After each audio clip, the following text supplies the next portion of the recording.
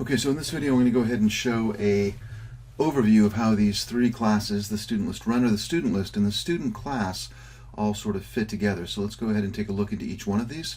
Okay, so first of all, the student list runner is going to have a main method, so public static void main. I don't really need any inputs into this, so if I want to, I can get rid of these guys. And then I'm going to have a make menu, and the make menu is going to present the menu to the screen. It's going to give the user a choice, and then we're going to use a scanner to take the user, and we're going to return that as an int.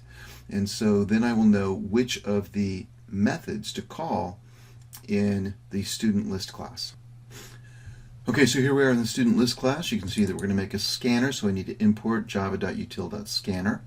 I'm going to create an array of student objects. So this is how I declare that, and this array of student objects is going to be called students. And so I have a constructor, student list. And if I want to, I could actually receive in here the size of the list. Let's say I make the list, I'll just say int array size.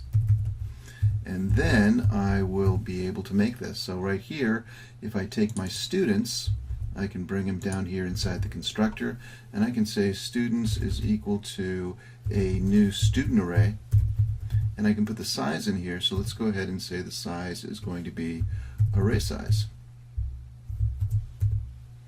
Okay, and finally let's take a look at the student class. The student class has some information, and you can do this in various ways, but I think what I would like to do is have the user, however the user inputs the name, it's going to come into this class as studName. I'm going to pass that to a method called parseStudentName, and so that guy will come in here, so I'll have to say string name. And then inside here, I'm going to break this apart. I'm going to take the first name out, load it into my local variable called first name, same with last name and middle name, and then at the end, I'm going to have a getter that says get student full name, and that's going to take whatever string is located in last name, comma, first name, space, middle name. And so this is going to be the tricky one where I'm going to have to use the substring and the index of, so I can pick this name apart and take each of the pieces and load them in the appropriate variables here. Okay, so here we are back in the scanner, and so let's set up the things that we need. For instance, I've got, I know I'm going to need a scanner, so I can plug this guy in right here. I'm going to go ahead and say import java.util.scanner, and so when I need to use my scanner, that's going to be available to me. Next thing I need to do is make a scanner object. So my scanner object, remember I have to tell it what I'm taking what my input is, and so system.in is the keyboard. We also looked a little bit at taking information in from files, but for this project we'll take all the information in from the keyboard. And now I'm going to go ahead. I've got my student list. Actually, I've got this in the wrong place.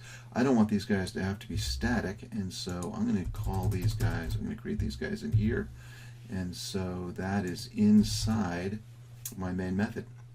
Alright, so good. Now I've got those two guys, and notice I've got this guy called make menu, and so I'm going to call this guy, but I first need a variable. I think I need a control variable, so let's say int control, and let's set him equal to -1. And so now I'm going to have a while loop, and I'm going to say while this guy doesn't equal something, then I'll go ahead and continue to call this method. And so, actually I think I'll just call make menu right up here. So this make menu, this is my method down here. I'm going to call him from right here. So then I can say while control doesn't equal something. I don't even know what that thing is yet. Let's say equals, while control does not equal -1. So does not equal -1. Then I'm going to do what's inside here, and I'm going to have a series of if statements. Okay, so for the sake of time I just popped it in here, but anyway, I've got this make menu. I'm loading that into a variable. The return value of make menu is going to get loaded in. Notice that make menu is returning an int. So right now I'm putting three things in the list. If the user types in a 1, I'm going to go to add student. If the user types in a 2, I'll go to print students, and if the user types in a 3, I'll print delete students. Okay, so now let's take a look at make menu. So I'm using make menu to return the user choice in the form of an int. I'm loading that guy into control variable and controlling my while loop.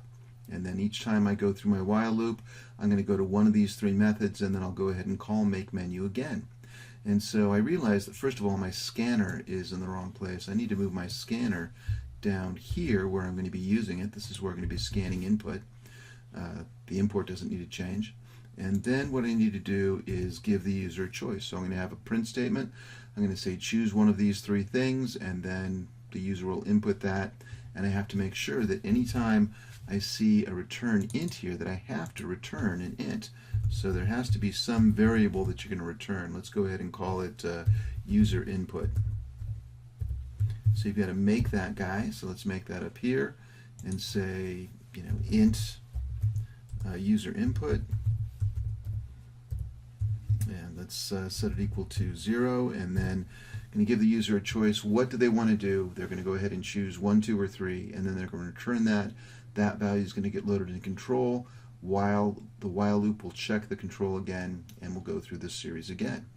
So these methods which are, for instance, list, print student list, add student, or delete student, those have to be in the student list class, and so we'll take a quick look at that. Okay, so here's my student list class, and the student list is going to have an array of students, and so I declare that up here, and then since I'm passing in a value when I make my student list object, I can create the array list to have that initial size. Now there's not going to be anything in that array but null for each element, but in the add student I'm going to go ahead and add a student object. And so if I make a student object, I have to remember what the student object takes in as parameters. Remember, the student object takes in a string, an int, and a double. So I've got to pass those in when I make a student object. So let's do that right now. I should probably set up little temporary variables up here. Just go ahead and put these guys all in at once. So I'm going to have a scanner again. Notice I've imported a scanner up here, and I'm going to create my scanner so I can take user input. I'm going to take an int, I'll set it equal to -1, string name, int ID, and double GPA. So when I create a new student, to create a new student I would just say student, let's say S1 is equal to new student, and I would need to go ahead and put the information in parentheses. So for instance, name, let's go ahead and just put in an empty string for right now, so I could throw in name, and then I could throw in, put it inside the parentheses, name, and then I need the ID, so that's going to be ID, and then I need the GPA. Okay, so that would actually make a student object. The problem is, though, I need to put this inside of my array. So I've got to look at my array, I've got to find the first null value, and then I need to load the student object in that.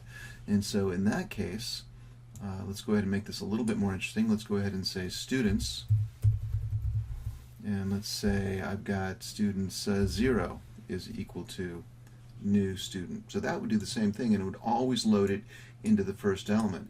But what I want to be able to do is look through my list and find the first non-null element. And so I'm going to use a for loop to that. I'm going to go through ahead, I'm going to traverse my for loop.